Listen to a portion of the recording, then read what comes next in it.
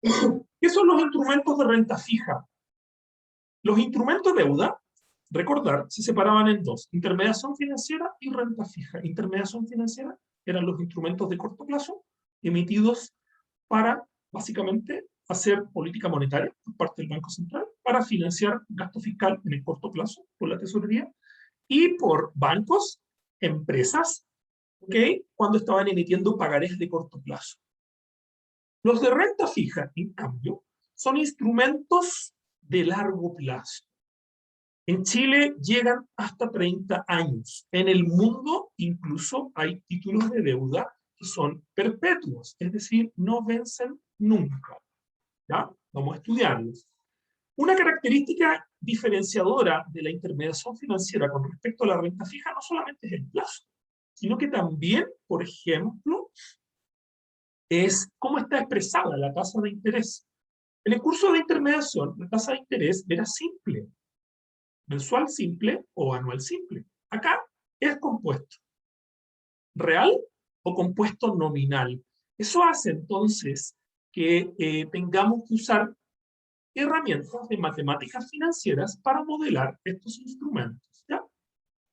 Tercero, la otra gran diferencia tiene que ver con los actores. Puesto que en el caso anterior teníamos al Banco Central como el principal actor y a los bancos. ¿Ya? Acá los bancos no tienen un rol muy grande.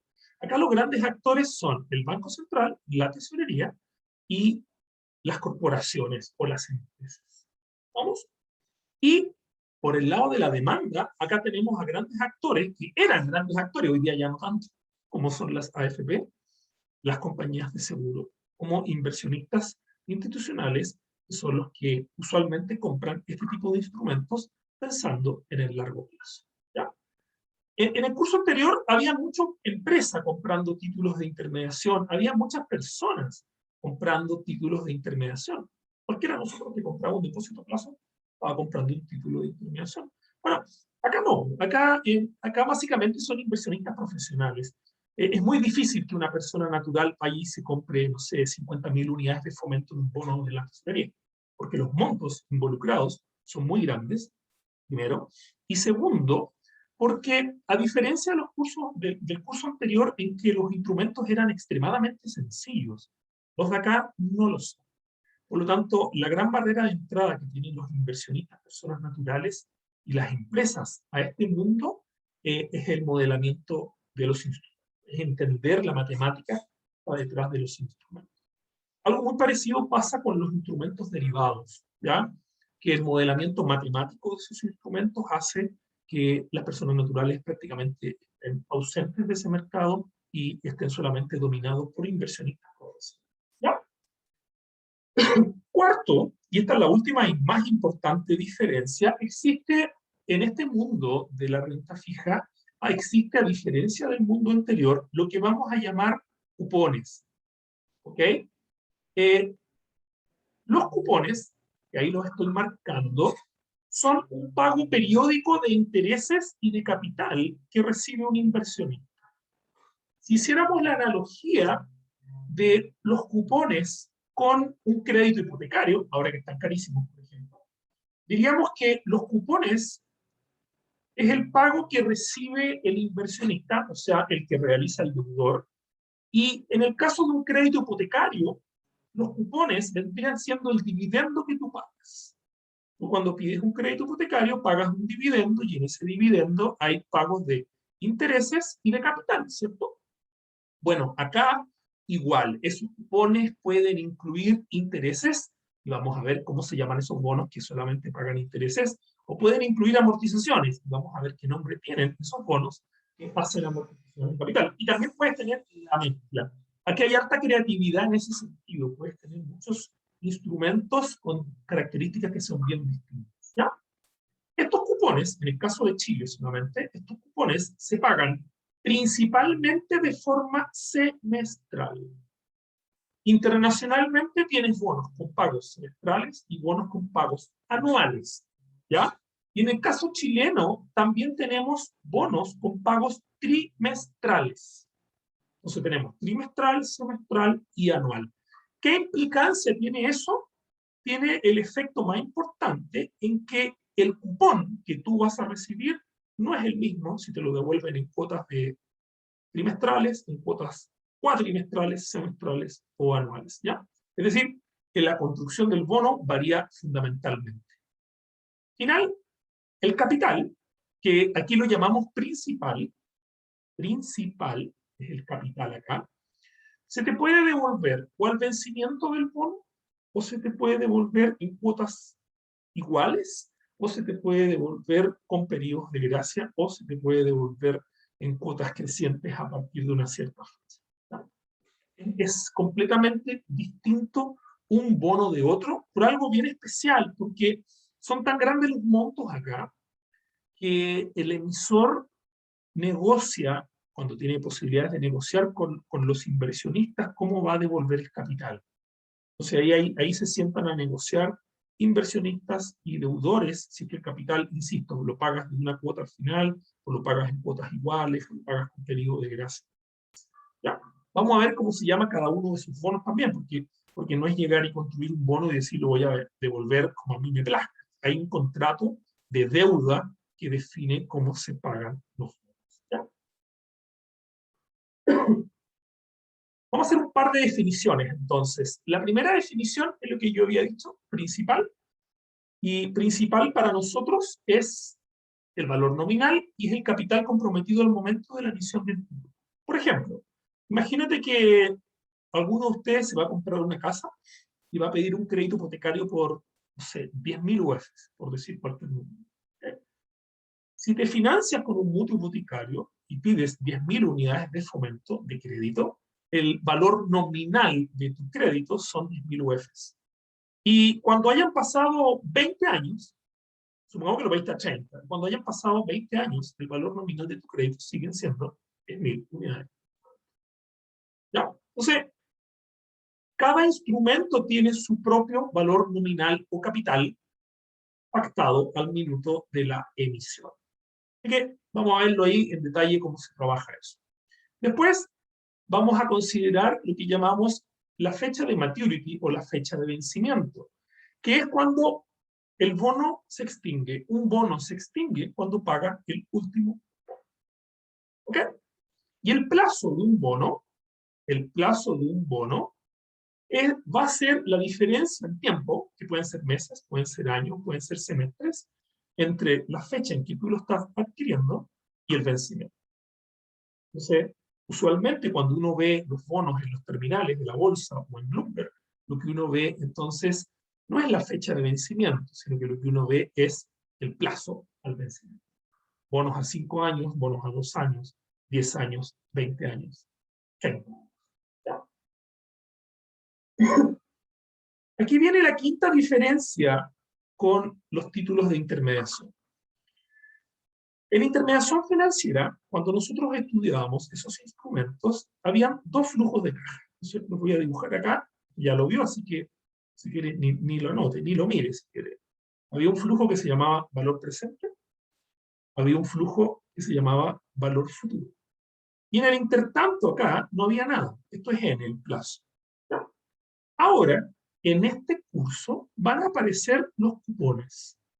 Y cada cupón del bono, supongamos ahí tenemos cupón 1, cupón 2, y tenemos cupones acá hasta cupón N, esos cupones se determinan a partir de la tasa de emisión. Entonces, cada bono tiene, cuando se fabrica, cuando se construye, cuando se emite, una tasa de emisión distinta.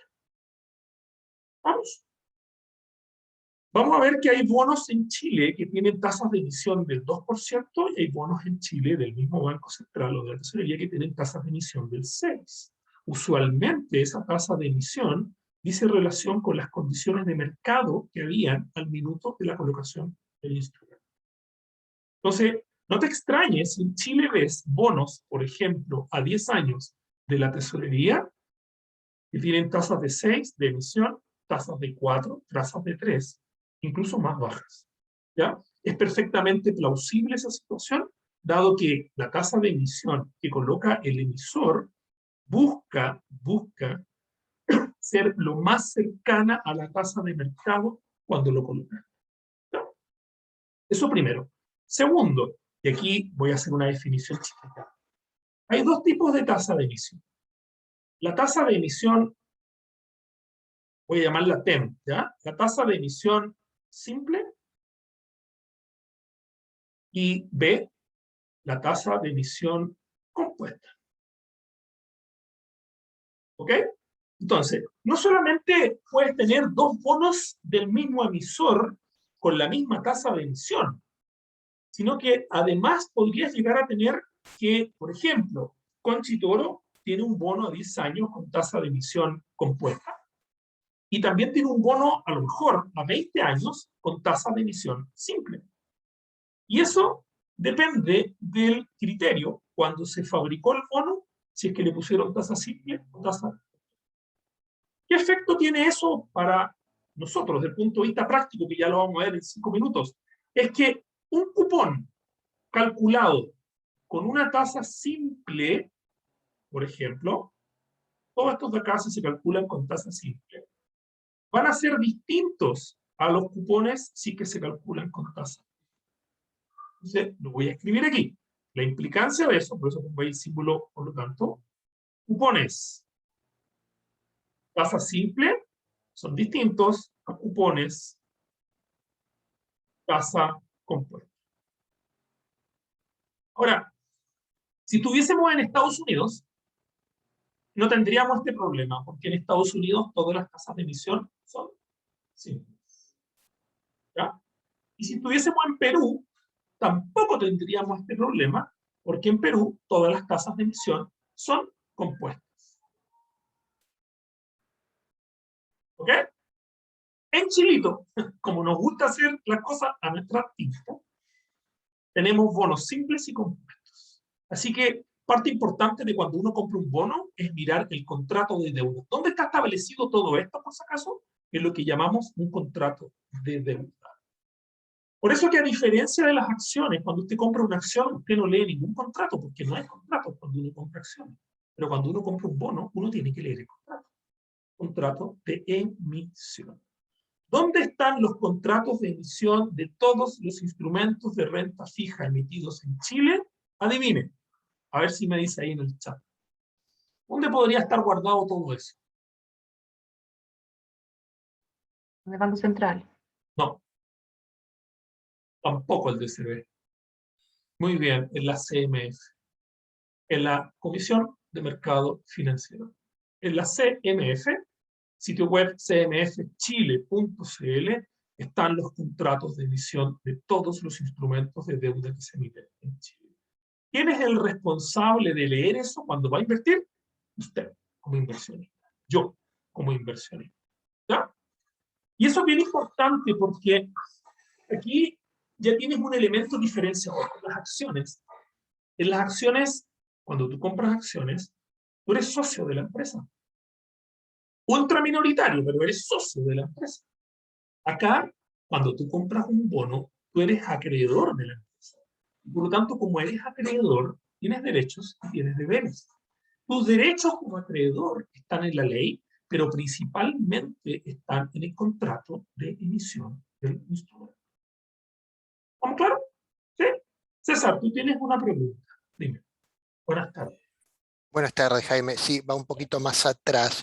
¿Tiene sentido hablar de una tasa de emisión compuesta si estamos entregando cupones de intereses, por ejemplo? Sí, por supuesto. ¿Sigue teniendo valor? Porque Sí, ¿sabes cuando por qué? A ver, explícame. Perdona, es porque en Chile hemos venido evolucionando, ¿no? Estoy hablando de, no sé, cuando... A ver, los primeros bonos que se emitieron en Chile en los 90, incluso más antiguos, podemos mostrar uno como del año 80 y algo. En Chile los bonos los emitió el Banco Central y el Banco Central hizo todos sus cálculos con tasa. Y a medida que Chile se empezó a internacionalizar y empezaron a llegar inversionistas extranjeros a comprar instrumentos de deuda en Chile, se empezaron a topar con una novedad bien especial, que los bonos en Chile eran muy distintos a los bonos, por ejemplo, estándares que había en Europa o los bonos estándares que había en Estados Unidos, que allá por definición se usa la tasa simple. Entonces, ¿qué empezó a pasar? Empezó a convivir de a poquitito bonos a la chilena, tasa compuesta, con bonos a la gringa, por decirlo, a la americana, con tasas simples. Y hoy día entonces quedamos así en esa visión. Si tú me preguntas a mí, yo creo que lo más sano es que fuera todo compuesto, o que fuera todo simple, pero no tengamos esta ensalada rusa, que tenemos bonos simples y bonos compuestos. ¿Por qué? Porque si alguien no tiene un curso de renta fija como este curso que ustedes van a tener, nunca va a entender eso. Nunca va a saber por qué los cupones de un bono se calculan de una manera y por qué los cupones de otro bono se calculan de otra forma. Ahí es un tema bien, bien interesante. Tiene que ver con eso. Y cuando yo pagué el cupón, ¿no estoy desactivando el concepto de interés compuesto? Porque No, si yo estoy entregando esa plusvalía, vuelvo a bajar a mi nivel de deuda original. Es decir, no veo cómo juega un cupón, perdón, una tasa compuesta si yo estoy entregando los intereses en cada periodo, porque llamémoslo. está calculado desde el punto de vista del inversionista, no de la empresa. Entonces, el inversionista es el que se gana el interés sobre el interés. Y eso se llama compuesto. Es el inversionista el que se gana el interés sin considerar el interés sobre el interés. Y eso pasa así. Tiene que ver con eso. Tiene que ver con la construcción. Con el criterio de construcción del bono. Por eso que vas a ver que te voy a mostrar bonos chilenos con tasa simple, como los centrales, y bonos chilenos con tasa compuesta, como los de las empresas. Pero al final es lo mismo. Lo único que cambia es el cuponcito. Levemente distinto, pero eso no influye ni en la calidad crediticia del emisor, no influye en el costo de la deuda del emisor, no influye en nada más. Pero es porque en uno pagas con tasas compuestas y el otro viene con tasas simples. Eso es todo. ¿Ya? ¿Estamos? Ya. Sigamos. Ahí borré todo. Vamos a la cuarta definición. Cupón. ¿Qué es lo que es el cupón? Un pago parcial y periódico de la deuda durante la vigencia del instrumento. ¿Ya? Y, por último, está lo que vamos a llamar valor par, que no es otra cosa que el saldo de capital o principal no amortizado y sus correspondientes intereses. Y yo diría que ese concepto a mucha gente le cuesta, así que vamos a hacer un ejemplo bien, bien sencillo. Hoy día es jueves. Supongamos que pediste el crédito hipotecario y el banco te entregó hoy día tus 10.000 unidades de fondos y te las depositó a la UF del día, al tipo de cambio de hoy día. Y tuviste que te depositaron los 330 y no sé qué millones de pesos en tu cuenta. Pero suponte ahora, bueno, y pediste el crédito a 20 años, a ponerla fácil. Suponte ahora que el sábado te sacaste el quino solo y te ganaste, no sé, 3.000 millones de pesos. El lunes vas a ir a tu banco y vas a prepagar el crédito hipotecario. ¿Cuánto le debes al banco? Tienes tres posibilidades. Le debes los 10.000 unidades de fomento, le debes menos de 10.000 unidades de fomento o le debes más de 10.000 unidades de fomento. Respóndame en el chat.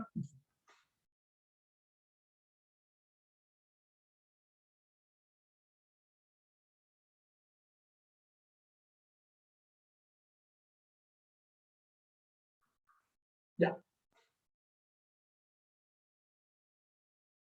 Vamos a suponer que no hay costos de prepago, ¿ya?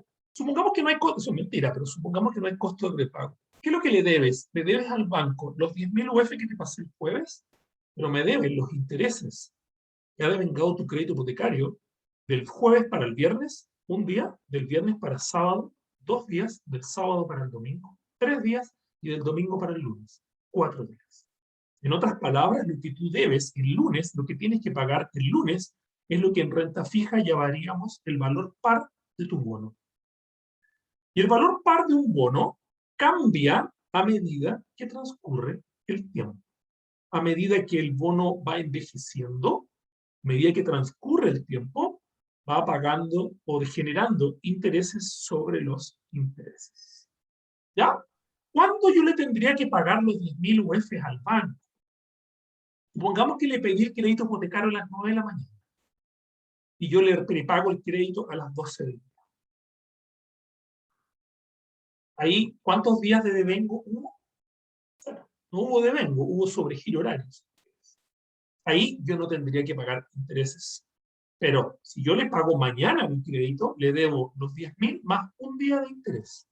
Eso pasa por los instrumentos de renta fija, ¿ya? Esa es otra diferencia también que tienen respecto de los de intermediación financiera.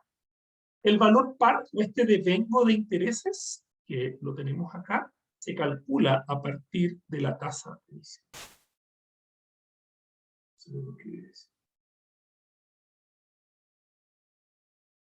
¿Ya? Hay dos manos ahí levantadas. Cuéntame, Raúl. Buenas tardes. Hola, buenas tardes, Jaime. Hola. Técnicamente, ¿es un error si interpreto que el valor par es el valor presente de los flujos a una fecha determinada? A ver, conceptualmente no debería hacerlo, dependiendo de qué tasa usaste para calcular el valor par. Y yo no lo he dicho acá todavía. ¿Ok? Si tú usaste la tasa de emisión, no debería haber ningún problema. Pero en Chile, el valor par lo calculamos de una forma que lo vamos a ver en un rato más, que es bien característico, ¿ya? Que es el saldo insoluto, tú le agregas, le adicionas los intereses devengados. Y ese adicionar no es el valor presente de los flujos. Coincide, pero de una forma que es mucho más fácil y mucho. ¿Ok? No sé si quedó claro ahí. Sí, sí. Estupendo. Cuéntame, Catherine. Buenas tardes. Hola, profe. Hola. Consulta, entonces ¿es correcto tener un valor par mayor en pesos si el bono ha sido emitido en UF, por ejemplo, Por en un supuesto. origen? Y si el Hoy bono día fue podría emitido tener, en pesos, igual debes más plata, porque se han devengado intereses. pero es el saldo capital. El capital, ¿sí? Más los intereses devengados de capital. Más los intereses. Y sus correspondientes. Ya, ok. Así Eso, es. gracias. ¿Ya? O sea, ni te explico lo que está pasando con todos los valores par de la gente que tiene crédito hipotecario en un ambiente de inflación de país bananero, porque hoy día no hemos transformado en un país. Para el contexto chileno, ¿eh? Ojo que hay varios países latinoamericanos que con la inflación que tiene Chile harían una fiesta. Para nosotros es una vergüenza la inflación que tenemos, ¿ya? Y lamentablemente parte importante de esa inflación es autogenerada. Como decía el Banco Central ayer, hay factores idiosincráticos muy, muy fuertes. No me voy a referir a ello, pero tienen que ver también con parte de lo que hemos hecho mal en Chile. ¿Ya? ¿Está claro, no? Creo que eso es todo lo que voy a mencionar respecto a las definiciones. Entonces, mira, te voy a mostrar, en web curso hay un apunte que se llama Instrumento de Renta Fija, resumen del mercado chileno en 2020. Yo lo voy a abrir acá ahora. Y tú lo tienes ahí arriba, en web curso. No es para que te lo aprendas, ¿ya? Pero esto es como mínimo educación financiera básica que debiera tener una persona que está cursando un máster de finanzas, ¿ya? Primero, para saber cuáles son los instrumentos más importantes del mercado chileno. Aquí están todos los instrumentos que han sido emitidos en Chile, todos, ¿ya? Con una pequeña explicación. Entonces, por ejemplo, años atrás, quedan algunos de estos poquitos, existen lo que se llaman los PRC, pagaré reajustable del Banco Central con pago de cupones. Ahí está para qué se emitieron, regulación monetaria, usted ya sabe eso. Moneda y reajustabilidad, UF. Entonces, fíjate, por ejemplo, la tasa de emisión. Aquí está la pregunta que hacía César. Tasa de emisión 6,5 en UF anual compuesto. Entonces, si tú tienes al Banco Central, César, emitiendo bonos con tasa de emisión compuesta, tú no vas a hacer algo muy distinto de lo que establece el Banco Central. Tú se emites compuesto. Punto.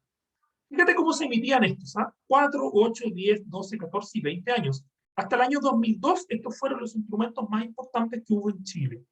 Tienen algo que es bien importante. Fíjate la estructura. La estructura es cómo te van pagando el capital, cómo te van devolviendo los cupones. Dice cupones semestrales que pagan capital e intereses. Estos bonos eran bonos de cuotas iguales, por ejemplo. Entonces, hasta el año 2002 en Chile la renta fija era cuotas iguales. Entonces, ahí está la explicación, esto está sacado de la bolsa, no tienes para qué aprendértelo. Pero, por ejemplo, si tú te fijas en esta columna, y voy a marcar aquí para que lo veas, tu cultura general no lo sabe. Tienes el flujo total, es el cupón que va a recibir el inversionista, que es lo que tienes ahí. Fíjate que todos los cuponcitos son iguales. Esto está hecho para una moneda teórica o para un monto nominal de 100 UFs, y cada cupón que tú recibes es de 8.0826 UFs. salvo el último cupón, que es mayor por un tema de redondeo de decimales, ¿ya? Entonces ese sería un cupón de cuotas, un bono de cuotas iguales. Casi no hay de esos ya, pero todavía los hay. Por ejemplo, aquí tienes bonos en dólares que se emitieron. Esto fue para la crisis asiática. Aquí tienes bonos en dólares, pagaderos en dólares, pero también tienes bonos en dólares pagaderos en pesos. Este es el que se emite hoy día, el BCU, por ejemplo.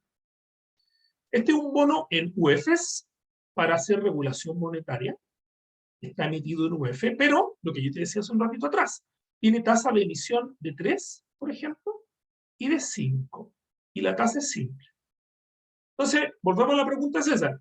Tienes al mismo Banco Central vendiéndote el mismo instrumento, pero uno con cupones iguales. Ahora los cupones no son iguales y más encima puedes tener instrumentos del mismo emisor con tasas de emisiones distintas. Eso hace que hay que saber construir un bono. Estos bonos se emitieron o se emiten a plazos de 2 hasta 30 años plazo. Chile es uno de los pocos países en Latinoamérica que tiene instrumentos de deuda tan largos. Y eso ha sido un gran factor para ayudar a las personas naturales a poder pedir un crédito hipotecario a 30 años o a 25 años.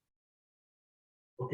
Si no tuviésemos crédito hipotecario a 80 años, con lo que están las propiedades, la gente no podría comprar casa y sería esclavo del arriendo para siempre, como es en Europa, que la gente no puede comprar, carísimo. ¿Ya? Bueno, fíjate en la estructura. Dice, cupones semestrales que pagan intereses, pero la amortización se paga al vencimiento. Vamos a ver de que estos bonos tienen un nombre especial, son distintos a los anteriores. ¿Ya? Así que yo la invito a que le eche una mirada. Hay estos bonos aquí, no me interesa que se los aprenda, pero si el día de mañana está en una reunión y escucha hablar a alguien de un 0 con Z, o escucha hablar a alguien de un 0 con C, o si escucha hablar a alguien de un 0 con X, no crea que le están tomando el pelo. Es todas las denominaciones que hemos tenido en Chile. ¿Ya? Así que puede consultarlo, no hay ningún problema, no me interesa que se lo aprendan, pero es importante que se den cuenta que la variedad de instrumentos que tenemos en Chile es infinita. En el curso anterior, el Central emitía PDVCs, nada más. Acá puede emitir muchos otros tipos de instrumentos, porque la regulación monetaria que hace aquí el Banco Central es distinta de la regulación monetaria que hacía en intermediación financiera, porque aquí la regulación monetaria es de largo plazo. La otra regulación monetaria, la que hacía con los PDVC, era una regulación monetaria de muy cortito plazo. Entonces, es como que el Banco Central quisiera controlar la masa monetaria del cortísimo plazo con los PDVC, pero quiere también controlar la masa monetaria a través del tiempo, a través de estos instrumentos que estamos viendo. ¿Ya? ¿Vamos? ¿Más o menos? Ya. Déjame admitir ahí a alguien que quería entrar. Entonces, esta es la familia, esta es la gran familia de instrumentos de renta fija en Chile. La primera familia es la que yo les mencionaba, son los papeles centrales. ¿Ya? Entonces, la explicación de cada una de estas letras la va a encontrar en el anexo que vimos recién. PRC, PRD, PCX, todas esas cosas raras, la va a encontrar ahí. ¿Ya? Actualmente, de toda esta fauna, lo que el central está emitiendo son BCUs y BCPs. Se los voy a mostrar pronto. Eso es lo que está colocando hoy día. ¿Qué significa BCU? Bono del Banco Central en UEFs. De ahí viene la U. ¿Qué significa BCP? Bono del Banco Central en pesos. Pesos, UEFs. ¿Ya? ¿Qué característica tienen estos instrumentos? Es lo que llamaríamos la tasa libre de riesgo de largo plazo. Fíjese que le puse apellido. Tasa libre de riesgo de crédito de largo plazo. Porque ¿cuál era la tasa libre de riesgo de crédito de corto plazo? ¿Se acuerdan? ¿Cuál era?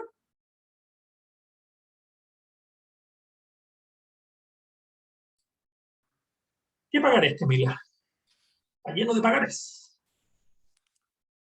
¿Qué nombre tenían esos pagarés? Muy bien, los PDVs. Súper. Entonces, tenemos tasa libre de riesgo de cortísimo, PDVC. tenemos la tasa libre de riesgo de largo, en UFs, los BCU, en pesos, los BCP. ¿Cuál larga? Hasta 80 años. Hasta 30 años. Miren qué maravilloso. Claro. Estamos claros allí. No voy a entrar a explicar esto porque usted ya tuvo un curso de macroeconomía también, si no me equivoco. Hicieron el curso macro, ¿sí? ¿O no? ¿Tuvieron macro? Sí. ¿Sí? Ya, muchas gracias. Vamos a la segunda familia. Vamos a la familia de las letras hipotecarias. Y aquí le tengo que contar algunas cosas. Cuando usted pide un crédito hipotecario en Chile, existen dos modalidades. Una es que el banco te preste la plata de su propio bolsillo, o sea, ocupando el patrimonio del banco. Y ese crédito se llama mutuo hipotecario. Pero existe otra posibilidad, que es mucho más antigua, es que el banco emita un instrumento que lo va a vender en la bolsa, que lo va a comprar una FP o una compañía de seguros o un fondo mutuo, y producto de ese dinero, el banco lo va a tomar y te va a dar el crédito hipotecario. Ese producto se llama letra hipotecaria. Entonces, en el mutuo, el banco te pasa la plata de su patrimonio.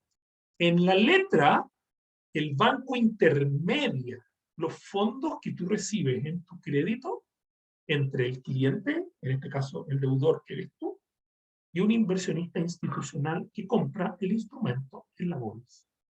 ¿Ya? En los 90s y 2000 fueron principios de los 2000, sumamente populares las letras hipotecarias. Después de los 2000, mediados de 2000 hacia adelante, se vivía, prácticamente no se emiten letras hipotecarias porque la gente prefiere financiarse con mutuos hipotecarios. ¿Ok? Cuando se creó el mercado de mutuos en Chile, había una diferencia importante en las tasas de endeudamiento. Es decir, tú pedías un crédito hipotecario en letras y la tasa de financiamiento era X. Lo pedías en mutuo y la tasa de financiamiento era, no sé, 1,5, no, 5 mucho, 1,1, 1,15 veces X. Era mucho más caro. Hoy día, las condiciones son exactamente las mismas. ¿Cuál es la ventaja del mutuo? El mutuo es mucho más flexible para uno como persona natural y como empresa para prepagarlo. El mutuo lo puedes prepagar cuando a ti te plazca. Enero, febrero hasta diciembre. Una letra hipotecaria la puedes prepagar en ciertos meses del año. No es llegar y prepagar cuando tú quieras una letra hipotecaria.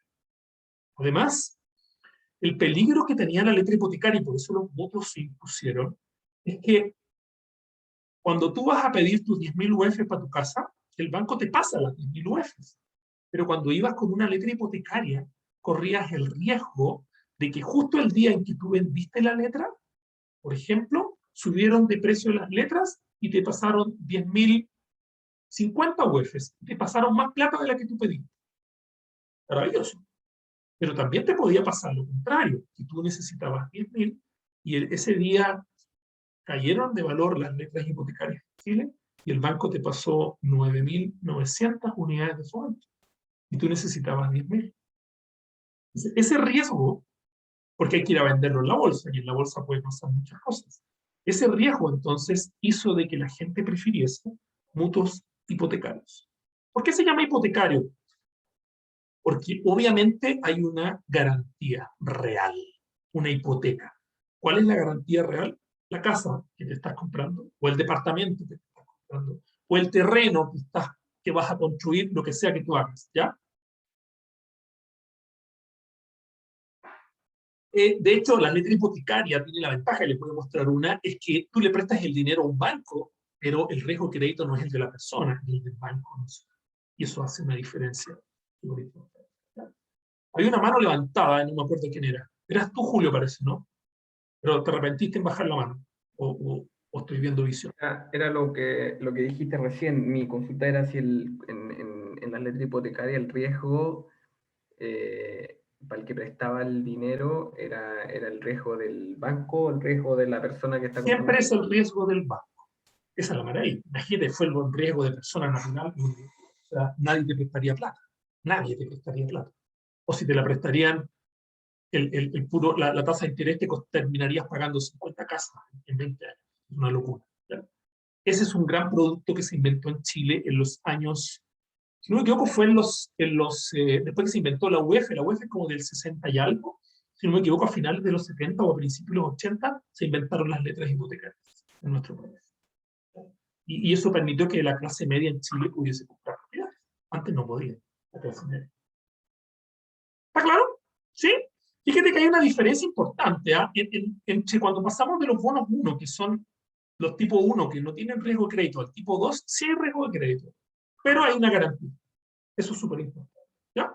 Cuando nos vamos a la familia 3, caemos en los bonos corporativos. Y básicamente los bonos corporativos son empresas que pueden ser privadas o públicas y que usualmente emiten estos instrumentos por dos motivos. Primero, financiamiento de proyectos y segundo, refinanciamiento. Entonces, todas las emisiones de instrumentos de deuda que hubo el año pasado en Chile, que hubo muchísimas, fueron todas para refinanciar. Es decir, tengo un crédito caro, emito deuda y me financio más barato y con esa emisión pago el crédito caro que yo tengo. Es lo que hacemos nosotros las personas naturales, ¿cierto? Bueno, a esta altura del partido ya nadie lo puede hacer porque la tasa subió mucho, pero cuando las tasas estaban al 2% de un crédito hipotecario, yo lo hice, me imagino que usted también, fue a su banco y prepagó con otro crédito hipotecario mucho más bajo y usted bajó su costo financiero. ¿Ya? Cuando nos vamos al mundo corporativo, entonces aquí hay riesgo de crédito y no hay garantía. Usualmente los bonos corporativos no tienen garantía de ningún tipo, salvo que sean empresas públicas con garantía estatal. Un ejemplo de esto es la empresa EFE,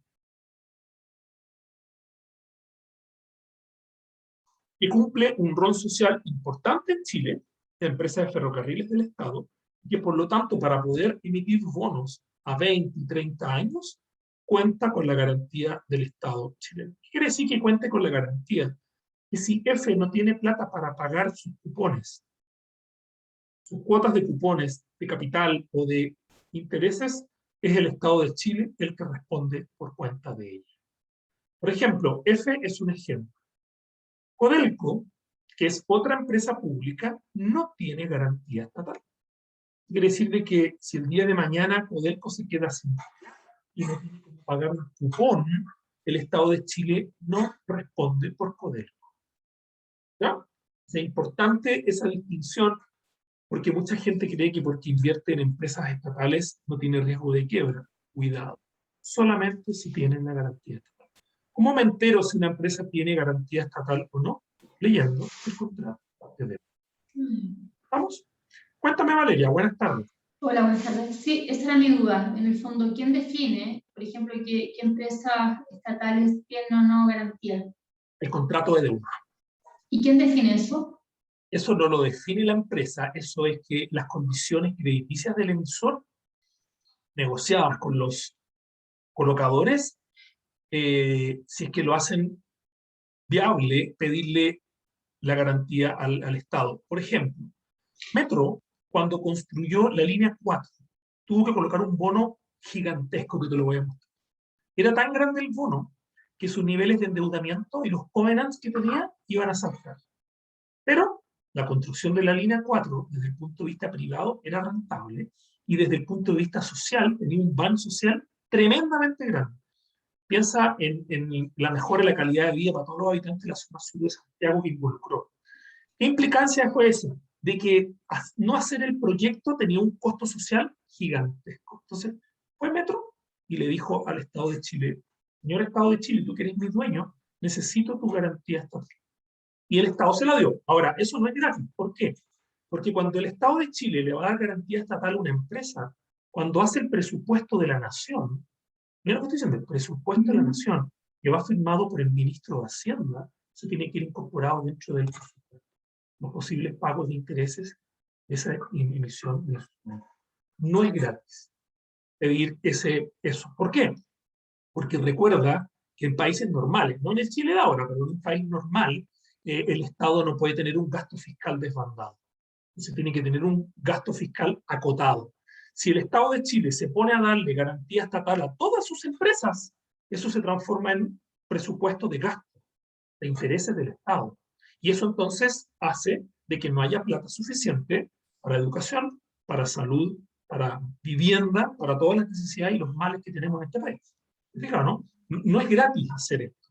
Por eso es que no todas las empresas públicas lo tienen. Por algo bien especial, porque no todas lo necesitan. Codelco no necesita esto. Codelco no cumple ningún rol social por si acaso. Pero Metro sí. Bueno, directamente no, indirectamente sí. Claro, pero en estricto rigor, los costos sociales y los costos privados que genera Codelco le permiten pagar todas esas externalidades y generar un beneficio al país, como un todo. Pero Metro da un rol social súper importante, porque a mí Codelco no me da nada, directamente. Indirectamente me da mucho. Todos los que vivimos en este país sí. Pero el metro, si yo usara el metro y yo no tuviese auto, necesito el metro para viajar, me mejora mi calidad de vida. Entonces, hay criterios sociales para definir si la empresa tiene o no tiene garantía estatal. ¿Ya? Ese es el tema. Pero lo importante, Valeria, es que cuando te quieras comprar un bono de una empresa estatal, tienes que leerte el contrato. Porque ahí dice con nombre y apellido si tiene o no tiene la garantía del Estado de Chile. ¿Ya? Gracias. No, súper. Ok, vamos al número 4, los bonos securitizados. Traje un ejemplo, pero lo voy a mencionar. Esto está en inglés. Esto viene del inglés security. Security. ¿Ya? Y los bonos securitizados son bonos titulizados. Titulización. ¿Qué es lo que es el security? Es cuando tú transformas un bono securitizado, es cuando tú transformas cuentas por cobrar de largo plazo de un emisor, por ejemplo, en cupones que dan origen a un bono. ¿Ya? Entonces, esto viene del verbo to security en inglés, que es titulizar un crédito a futuro, transformarlo en cuotas, y esas cuotas las voy a transformar en un instrumento.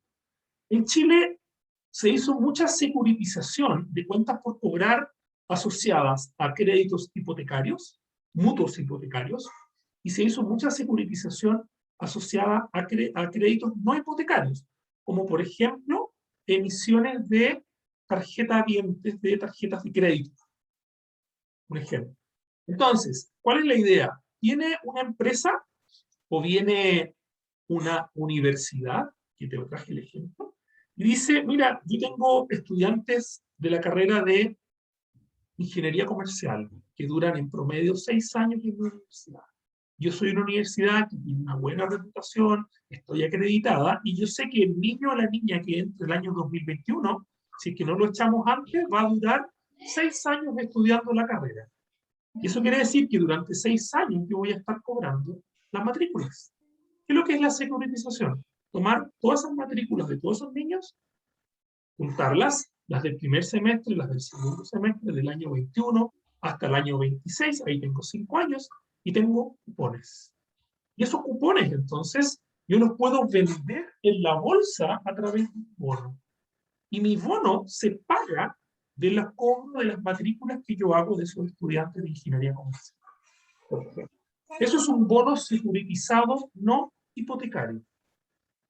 Si en vez de hacer eso con las matrículas de los estudiantes de la universidad, yo lo hiciera con mutuos hipotecarios, supongamos que yo soy una empresa, una compañía de seguros, que vendo mutuos hipotecarios, coloco créditos hipotecarios, yo puedo tomar esas cuentas por cobrar, que me tienen que pagar a mí, mis clientes, y transformarlas en cupones que yo puedo vender en la bolsa.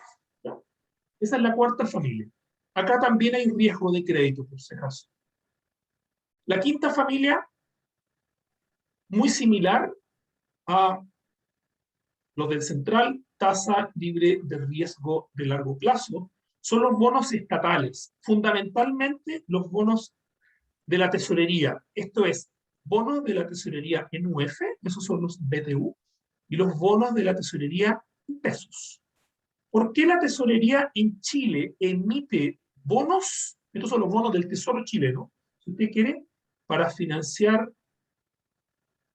gasto público.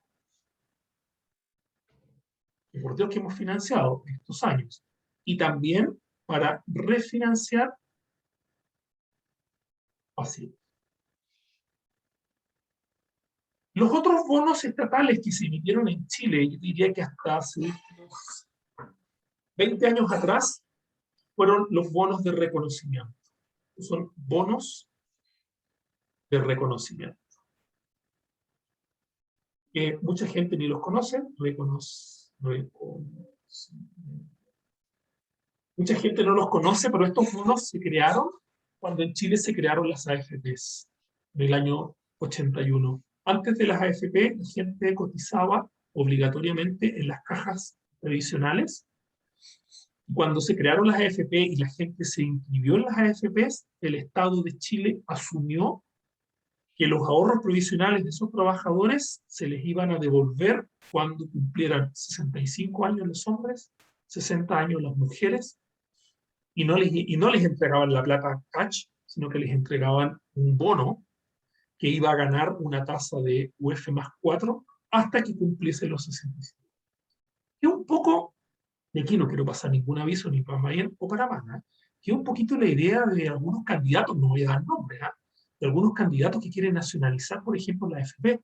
¿Sabe cuando dentro del proyecto, que me imagino que usted ya se lo leyó, dentro de la nacionalización de la AFP, el proyecto original que se ingresó al Senado, decía, si usted tiene un saldo de 150 millones de pesos en su cuenta obligatoria, nosotros vamos a tomar ese dinero y se lo vamos a pasar a un administrador público, una AFP pública, ¿ok? Pero esos 150 millones usted no los va a perder, sino que nosotros se lo vamos a entregar cuando usted vaya a jubilar a una tasa de interés el proyecto dice 2% real. Es decir, si tienes 150 millones de pesos, tienes 40 años y eres hombre, te van a devolver los 150 millones de pesos a UF más 2 por 20 años, por 25 años en el futuro. Y cuando tú te vayas a jubilar a los 65 años, vas a tener un bono de reconocimiento.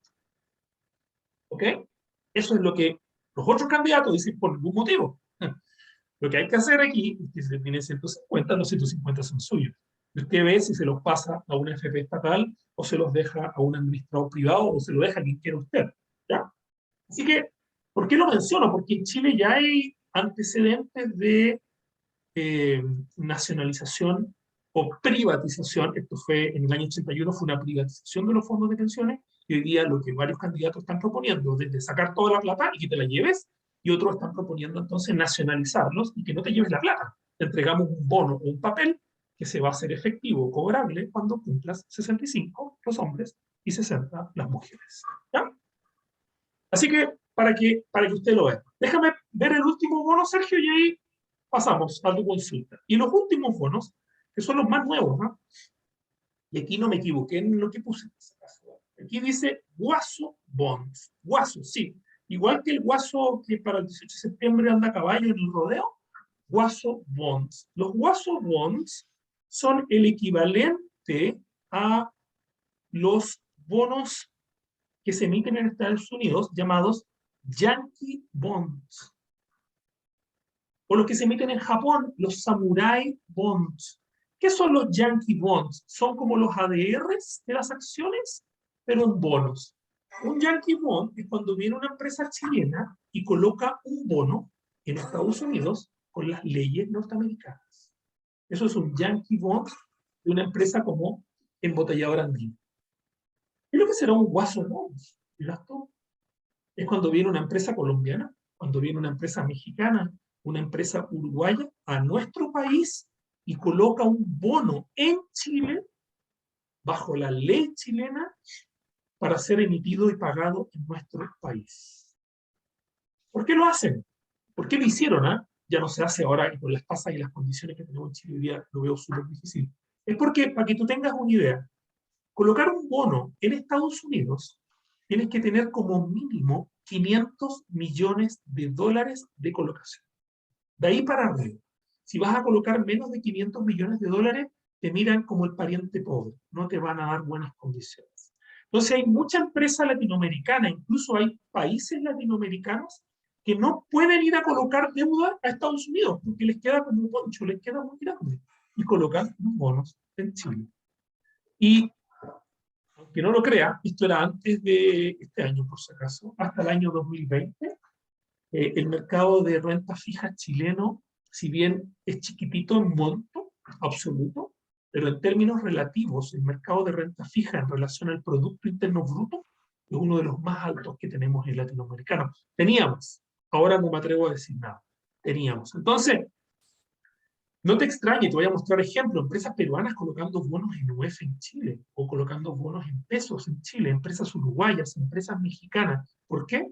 Porque les sale más barato venir a Chile, colocar el bono en pesos, hacer el derivado en Chile y transformarlo a dólares, por ejemplo, e ir a colocarlo directamente en Estados Unidos. Eso se llama un guaso bono. ¿Ya? No es muy creativo el nombre, pero hago la aclaración porque yo sé que hay muchos estudiantes de este programa que no son chilenos. Entonces, que alguien le hable de un guaso bono puede ser una rareza. Cuéntame, Sergio, te escucho. Buenas tardes. Consulta, profesor. ¿Cuál era el hipotecario ¿Segurizado? securitizado? Sí. Imagínate que yo soy la compañía de seguros de vida XZ y yo le presto plata a mis clientes a través de mutuos hipotecarios. Y tengo una cartera de mutuos hipotecarios gigantesca, pero necesito plata. Entonces, en vez de esperar 20 años que me esté pagando Sergio Mardones los dividendos todos los años, y todos los Sergio Mardones que son mi cartera de clientes, yo puedo ir donde una empresa que hace securitización y le digo, mira, tengo todas estas cuentas por cobrar de aquí a 20 años. Transfórmamelas en un bono que lo vendemos en la bolsa. Y yo al vender el bono en la bolsa, lo vendo hoy día. Es como que yo hoy día transformé los flujos futuros de los dividendos en plata sonante que yo utilizo hoy en día para mi empresa. Es como un factoring, pero de largo plazo. ¿Sabes lo que es un factoring, cierto? Sí, no, sí, es como un factoring hipotecario. Y el no hipotecario es como un factoring, pero de cuentas por cobrar, que no son créditos hipotecarios. Ah, ya, no, de cuentas por cobrar. Sí, son cuentas por cobrar. Déjame venderle el lugar. Ok, gracias. Nada. Sí. Ya, había otra mano. Valeria, cuénteme. Sí, es que no me quedó claro. En el fondo, cuando una empresa, por ejemplo, colombiana, viene y quiere poner un bono en Chile, es porque básicamente las condiciones chilenas son atractivas. Eran mejores, porque al poner recauda plata más barata, ¿o no? Sí, pasan dos cosas. A ver, ya que tocaste el caso de Colombia, que conozco de cerca, en Colombia, por muchos años las empresas no tuvieron acceso al crédito, porque no tenían un mercado de capitales como el que teníamos nosotros. Por lo tanto, la única posibilidad que tenían las empresas colombianas para colocar acciones y para financiarse era a los mercados extranjeros. Pero ahí tienes, en Estados Unidos, un monto mínimo, 500 millones de dólares. Entonces, si yo soy una empresa que no alcanza a colocar 500 millones de dólares, no me puedo financiar. ¿Dónde venía? A Chile. Y en Chile le decían, coloca menos, coloca 200, 100, lo que tú quieras colocar. Y acá tienes que colocar bajo la ley chilena. Ese es el punto central. Ya. Y hoy día... Espérate, porque cuando tú colocas en Chile, no colocas en pesos colombianos, colocas en pesos chilenos. Entonces, ¿qué es lo que hacían las empresas? Colocaban en pesos chilenos, pero como aquí hay grandes bancos de inversión, junto con la colocación contrataban un swap. Es decir, su pasivo en pesos chilenos lo pasaban a dólares. A través de un swap. Y ese pasivo en dólares con otro swap lo puedes pasar de dólares a peso colombiano. Entonces venía la empresa colombiana, colocaba en Chile, hacía el swap y se iba con su pasivo en pesos colombianos y llegaba a Colombia con un costo financiero mucho más bajo que si hubiese ido a otro país. Ese es, en síntesis, un guaso bono. Ya, y hoy día, dado que en Chile... No, hoy día no existe nada de esto. No, Chile, claro. olvídate, Chile se acabó en esto por algo bien especial.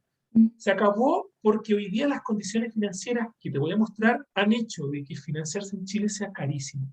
Por algo bien importante, porque en un mercado de oferta y demanda, no hay demanda. Porque los que usualmente compraban, que eran las AFP, van a tener que poner un camión a vender todo para poder financiar los retiros. Entonces las tasas de interés volaron por los cielos. Y ahora entonces, para una empresa, por ejemplo, se quiera financiar, y si en Chile la tasa va a subir, ¿qué podría ser conveniente? Podríamos hacer... Ponerse a rezar. No, bueno, pero bueno, eso es No, muy en extremo. serio, negativo, perdóname que sea digamos. tan carepalo. No hay solución. Ya subió la tasa. Ya Pero subió la inflación. Las tasas ya no van a s- bajar. No, Si te claro. tienes que financiar, mi recomendación sería trata de posponer la decisión lo más que puedas. Si no puedes, porque tienes que pagar o tienes que financiar la compra de un edificio, tienes que financiar la compra de un terreno, aprieta los dientes. No, pero Te profesor, financia. pienso que podríamos hacer lo mismo que hacía Colombia antes, digamos. O sea, la alternativa es buscar financiamiento afuera. Es que, ¿sabes cuál es el problema? Mm, Mira, Colombia lo podía hacer porque cuando Colombia derrotó el terrorismo, sus mm, condiciones crediticias mejoraron mucho, ¿ok? Y su clasificación de riesgo mejoró mucho. Y el problema que tenía es que nunca tuvo un mercado financiero desarrollado, mm. ¿ok? Por el tema narco. Entonces, aunque hayan mejorado las condiciones crediticias, las empresas colombianas no podían financiarse en Colombia. Y el problema que tiene Chile, las condiciones crediticias chilenas cambiaron para peor por mucho tiempo. ¿Por qué? Porque hoy día está puesto en riesgo que se cumplan las leyes en nuestro país. Por lo tanto, las empresas chilenas, aunque quieran ir a financiarse fuera de Chile, no pueden financiarse a las buenas condiciones que había antes, porque hoy día Chile es más riesgoso de lo que éramos hace 1 o 2 años No, atrás. sí, eso, disculpe, pero eso está claro, digamos. O sea, bueno, la incertidumbre actual es altísima, ¿Mm? pero bueno, va a depender quizás de lo que viene, ¿no es cierto? Pero independiente de eso, o sea, yo creo que igual tenemos que tener una mirada más positiva desde el punto de vista financiero. Me imagino, o sea, yo creo que existe, es una pregunta en realidad, existe la posibilidad, obviamente, de tratar de financiarse afuera. Y sí, Obvio, porque lo otro pero nos va... ¿Mm?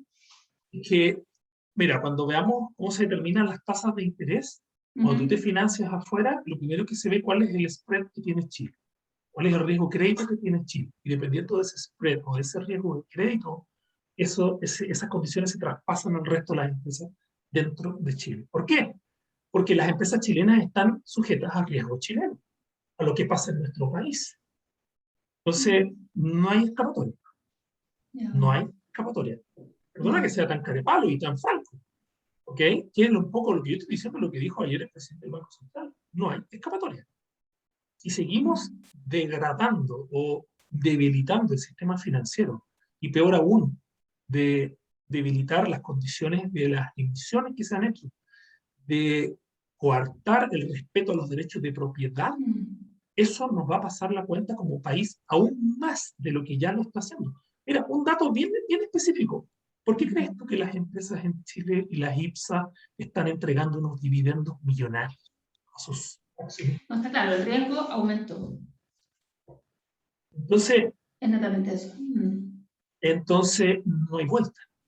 Salvo es que aquí ocurra algo y digamos, hemos estado así como en una pesadilla, nos vamos a hermanar todo y vamos a hacer las cosas como deberíamos hacerlas, y nos vamos a poner de acuerdo, y hay ciertos principios básicos, mínimos comunes, como dijo la candidata a Proboste, hay ciertos mínimos comunes que tenemos que respetar. Si eso ocurre, sería maravilloso. Pero mi percepción es que creo que falta todavía para eso.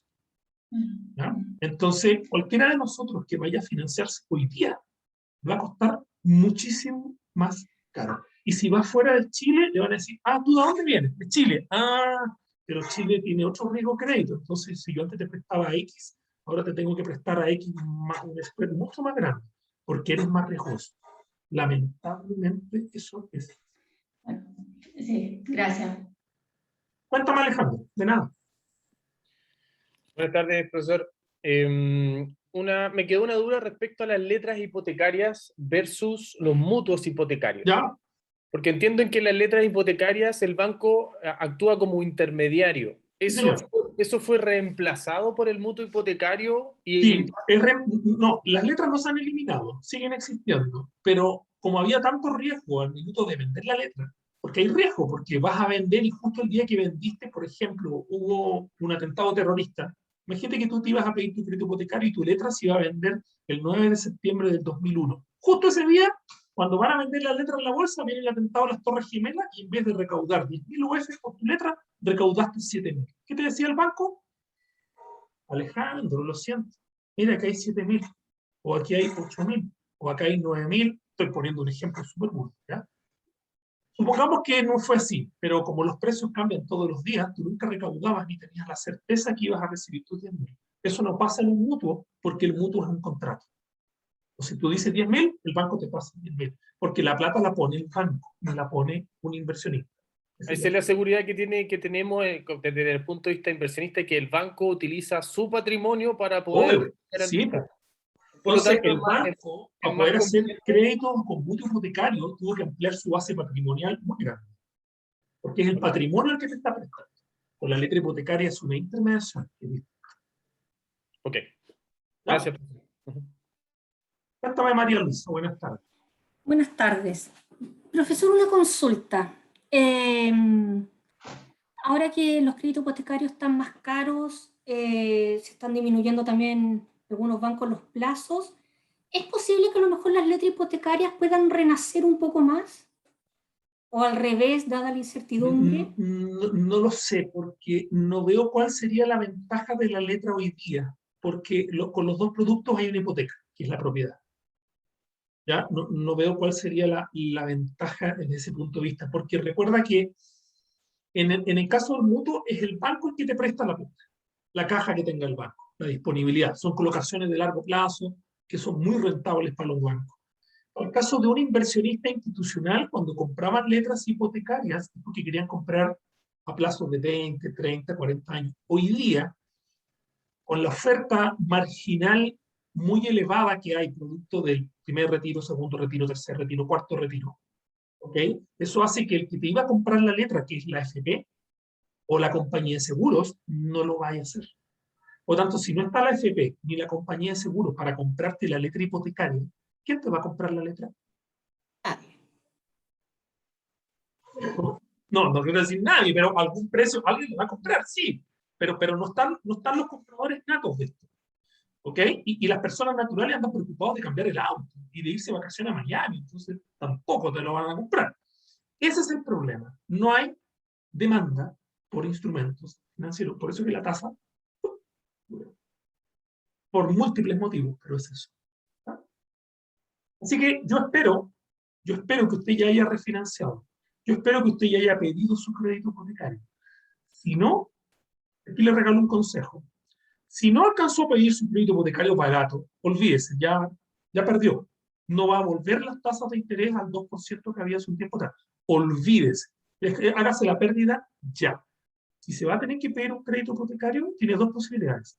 Tasa variable o tasa fija. No cometa el error de financiarse con tasa variable, porque el Banco Central subió la tasa que antiguamente la subía de 25 puntitos, la vez pasada la subió 100 y ahora la subió 125. Nadie te dice que en la próxima reunión la suba 300 puntos base, 200 puntos base, no sabemos. Estamos en terreno desconocido. Eso quiere decir que si tú pides tasa variable, la tasa variable depende fuertemente de la TPM.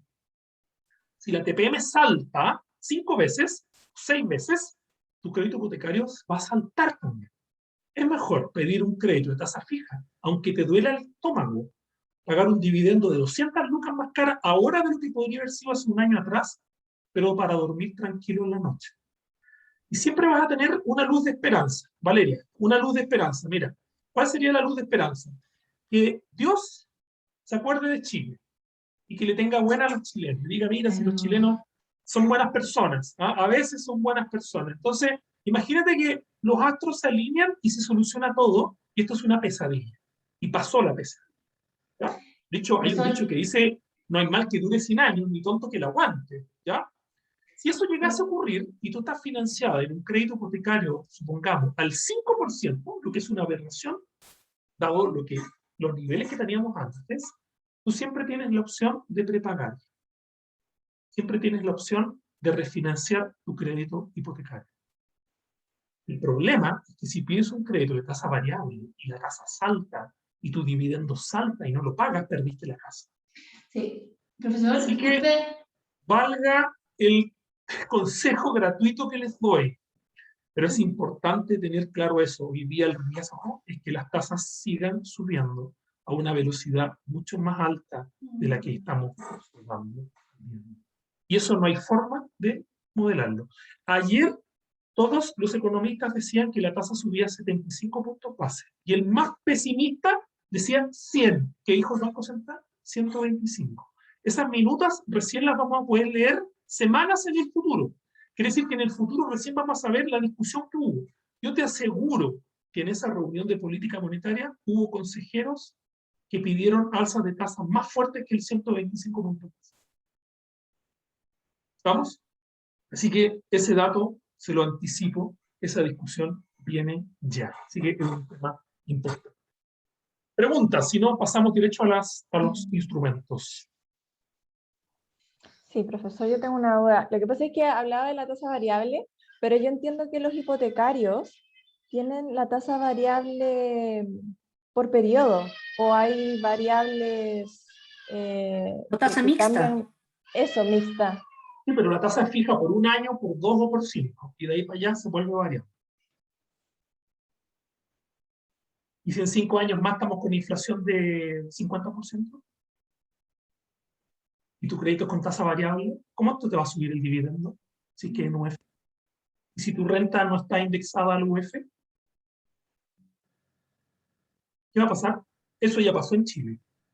Revisen la historia y lean los diarios del año 80 en Chile, 82 hasta el año 85, y la gente no podía pagar los créditos hipotecarios. ¿Sabe por qué? Porque con inflación alta, los créditos hipotecarios indexados al UF subían, y los sueldos de la mayoría de las personas estaban en pesos chilenos. ¿Qué va a pasar? ¿Cómo se llama eso? Default. Ese es el. Entonces te puede pasar que sube la inflación y que suban las tasas, o sea, el peor de los mundos. Para evitar eso, pasa frío. Eso. Ahora, esa es mi opinión, ¿eh? La visión. Hay un dicho que dice, más sabe el diablo por viejo que por diablo. Yo sé harto porque soy profesor, pero también porque soy viejo. Créame que en este tipo de escenario es bueno ser conservador, sobre todo cuando uno se está endeudando, sobre todo cuando estás endeudando tu empresa, sobre todo cuando detrás tuyo hay familia, hay empleados, hay todo un tema importante. Es importante cubrirse de riesgos que no sabemos que pueden llegar a ocurrir. Es un tema bien importante. Eso, cuéntame, Rodrigo. Está con la mano levantada. Ya, parece que no me va a contar nada porque no me está escuchando. Ya. Lo dejamos pasar entonces. Bueno, aquí les muestro un bono. Ahí tenemos un bono del Banco Central. Uno bien antiguo, este me lo regaló un alumno hace muchos años. Este es un bono que vencía el 31 de diciembre del año 84, así de viejo. Este era un bono en papel. Y lo que tú estás viendo aquí, donde dice comprobante de pago de intereses, número 1, ese es el cupón 1. Cupón 2, cupón 3, 5, 6 y 7. Ahí tienes un ejemplito de un bono del Banco Central de Chile, entonces, que vencía el 31 de diciembre del año 90. Estos fueron los primeros bonos con cupones que emitió el Banco Central de Chile en nuestro hermoso país. Si usted se fija, ¿cómo son las cuotas o el cupón? Voy a marcar ahí en rojo para que.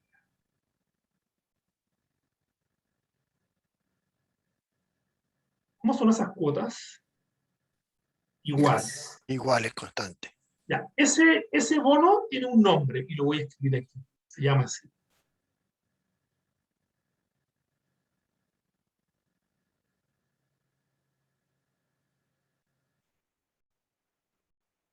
Installment. Entonces, cuando veas bonos con cuotas iguales, esos bonos se llaman installment. Ejemplos de pago de bonos installment, bueno, ese del Banco Central que es muy antiguo, los PRC que te mostré. Y por ejemplo, el dividendo hipotecario que uno tiene en UF, así que tu dividendo es el mismo, parejito, ese es un installment. Estos son los bonos clásicos de tipo installment. ¿Ya? ¿Por qué parto mostrándote ese bono? porque esa es la tasa libre de riesgo. Entonces ahora te quiero mostrar cuál ha sido la evolución de la tasa libre de riesgo en Chile en los últimos 12 meses para un bono que es bien especial. Este es el BCP de 10 años. ¿Por qué es importante? Porque esta es la tasa libre de riesgo de crédito a 10 años. Por ejemplo, en el curso, hicieron el curso de valoración de acciones, ¿o no? ¿Sí? Bueno, cuando tú calculas el WACC de una empresa, por ejemplo, cuando calculas el WACC tiene dos componentes. Un componente es KB y el otro componente es KP, ¿cierto? KP es la tasa libre de riesgo de crédito más un premio por riesgo. Resulta que si estás en Chile y quieres calcular el costo capital de una empresa en pesos, la tasa libre de riesgo que tú ocupas es esta, la que te estoy mostrando. Eso quiere decir que si tú valorizaste una empresa en noviembre del 2020, la tasa libre de riesgo, ahí está, 2,47. 2,47. Si vas a valorizar la misma empresa ayer, el máximo fue 6,87. Pregunta, ¿usted ya lo sabe esto? No tengo para qué decirse. El costo capital de una empresa, de la misma empresa, en noviembre, ¿subió, bajó o quedó igual comparado con el costo capital de la empresa ayer?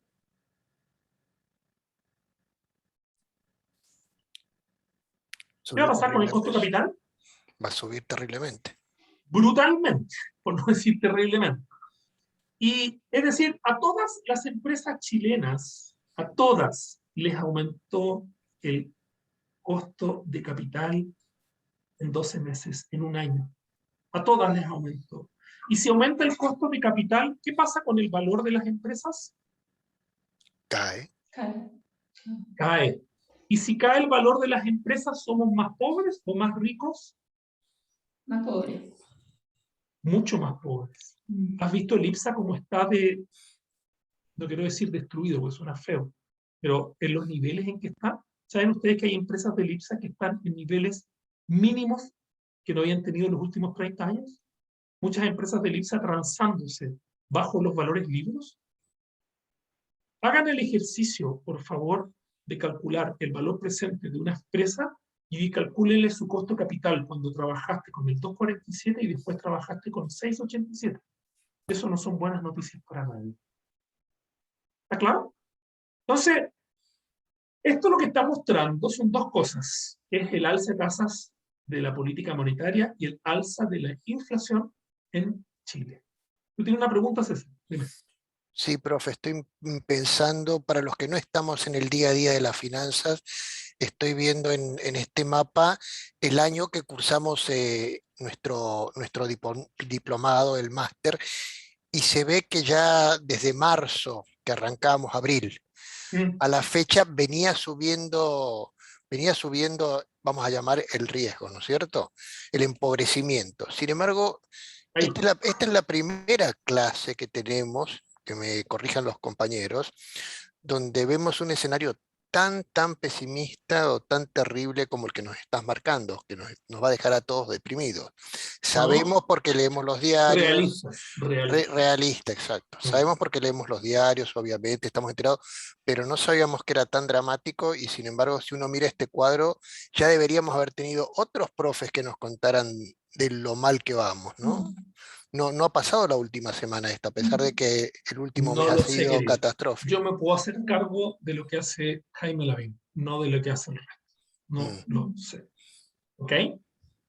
Bueno, esto nunca han sido buenas noticias. ¿Sabes por qué? Porque ahora si viene una empresa, si va una empresa a pedir un crédito en el año 2020 y le prestan a tasa de BCP más 100 puntos base o 200 puntos base, el crédito iba a ser 2,47 más 200 puntos base, 4,47. Si ahora le van a prestar los mismos 200 puntos base y la tasa base 6,87, le van a prestar el 10,87. ¿Qué proyecto aguanta un alza de tasa de financiamiento tan grande? Eso es lo que explica, queridos alumnos, y no es que sea terrorista, hay que ser informado nada más, por qué las empresas en Chile están devolviéndole la caja a los inversionistas en bolsa. No es novedad que todas las empresas grandes están pagando unos dividendos monstruosos. ¿Sabes por qué?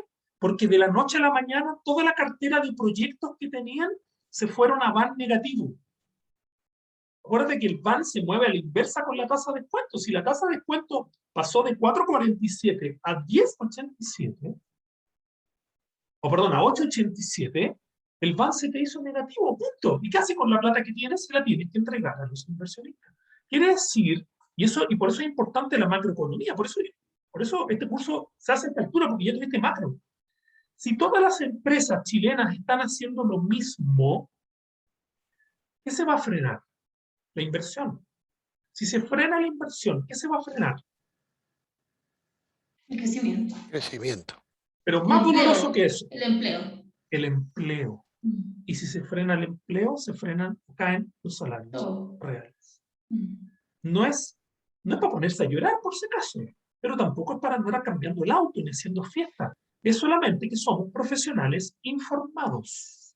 Ahora, igual esto es lo que debiera saber cualquier profesional universitario que sabe economía y finanzas. Usted ahora sabe economía y ahora yo le estoy haciendo el aterrizaje a las finanzas. Ojo, no es muy distinto lo que yo estoy hablando de lo que expuso ayer el señor Mario Marcel en el Senado. Yo les voy a subir a Webcurso lo que él mostró, porque está en la web, la Webcurso del Banco Central, está en la web del Banco Central, ¿ok?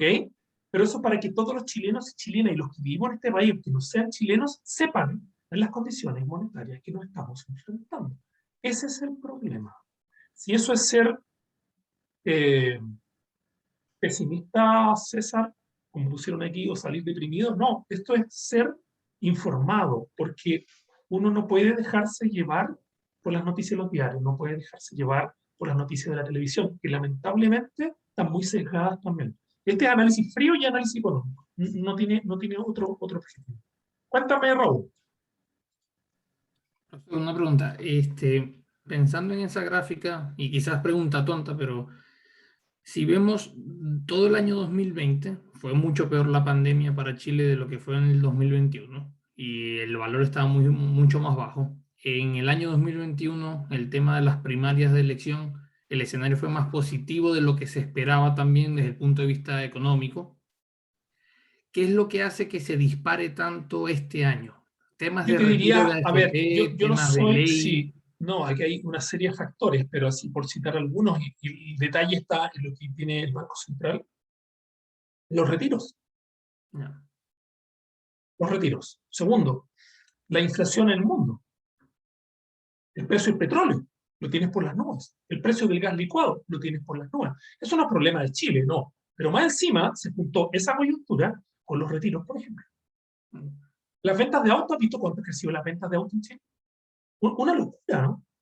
Entonces Chile la gallanda preocupada de cambiar el auto y no se da cuenta que en marzo o en abril se nos va a venir un frenazo económico súper importante.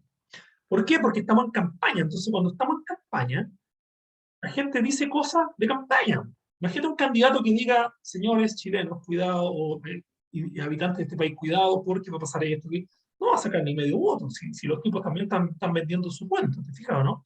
Pero lo que estamos viendo acá no es exclusividad de un factor, es una cadena de factores. ¿Ok? Y hay que dar gracias a Dios. Y aquí Dios no tiene nada que ver, pero lo digo, el cobre está en 4.2 todavía. Eso nos ayuda. Si no, estaríamos en problemas. Déjeme mostrarle la tasa en UF. Aquí tenemos el mismo gráfico, pero del bono BCU. Este es el BCU 10.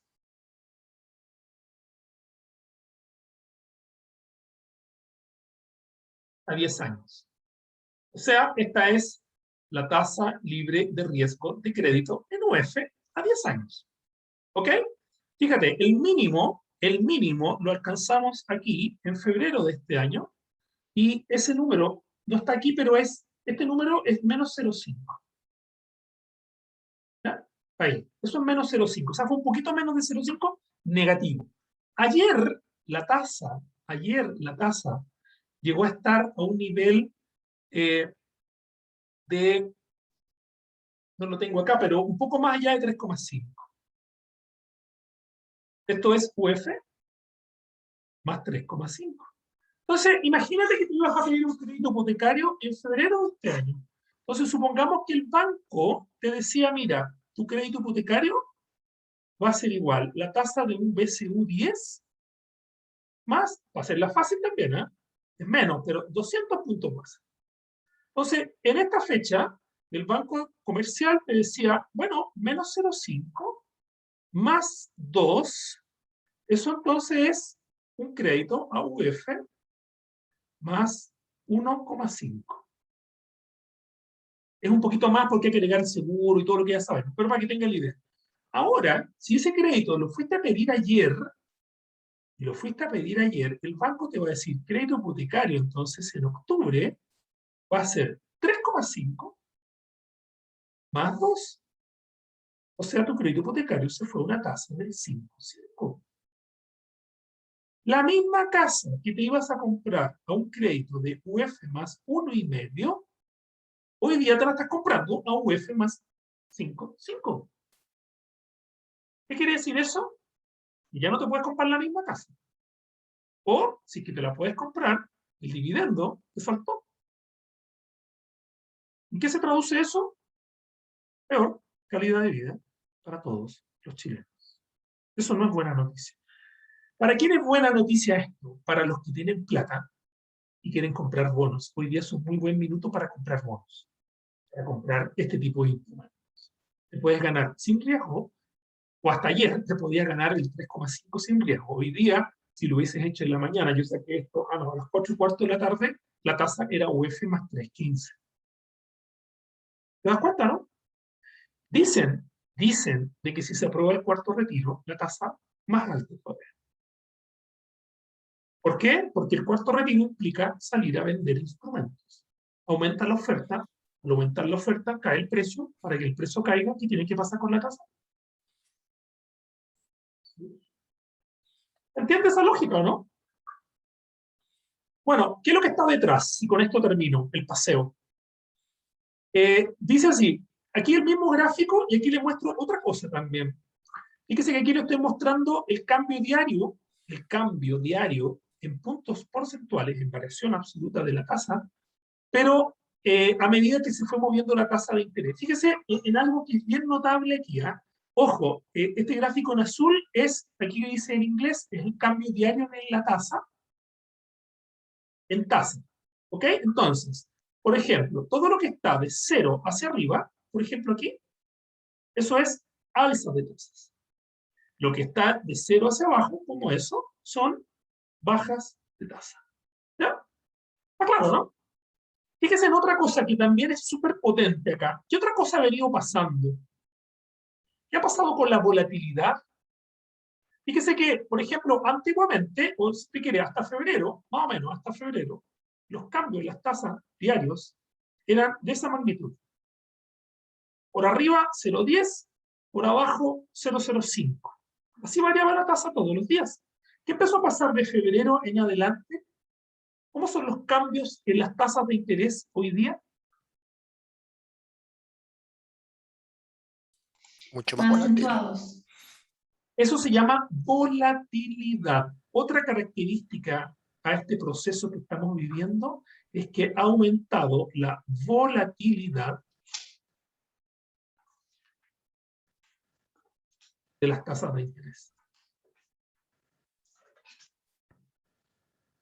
Y eso, cuando aumenta la volatilidad, es porque está aumentando, ¿qué cosa? El riesgo y la incertidumbre. Imagínense lo que es para una empresa que va a pedir un crédito ayer y la tasa le subió casi 30 puntos base.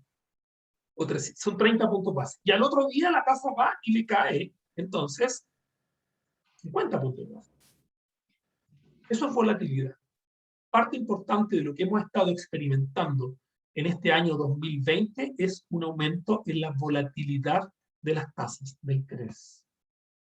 Eso también no es una buena señal. ¿Por qué? Porque cuando hay tanta volatilidad, tú no puedes tomar decisiones, porque los escenarios son súper cambiantes, ¿o no?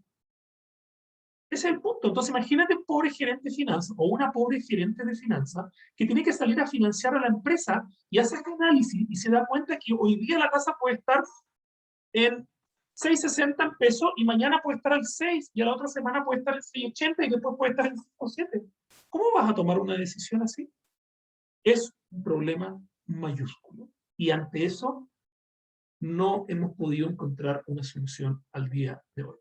El gran culpable de todo esto que estamos viendo acá está aquí. Esta es la inflación. 12 meses en Chile. Lo que yo estoy marcando ahí es la meta de inflación. Y la meta de inflación en Chile es 3. Perdón, 3%. Hoy día la inflación anualizada en Chile, estamos en octubre, faltan 2 meses para que se acabe el año, pero la inflación anualizada está en 5.3. ¿Sabe usted cuánto se estima que llegue la inflación en Chile sin el cuarto retiro? A diciembre. ¿Cuánto es la meta? De acuerdo al Banco Central, la exposición que hizo ayer el señor Marcel. ¿Algún número? ¿Algo que le suene? 4,5. No, 5.7. Sí, 5.7, 5.8. Démoslo en 5.8. Ojo, sin cuarto retiro.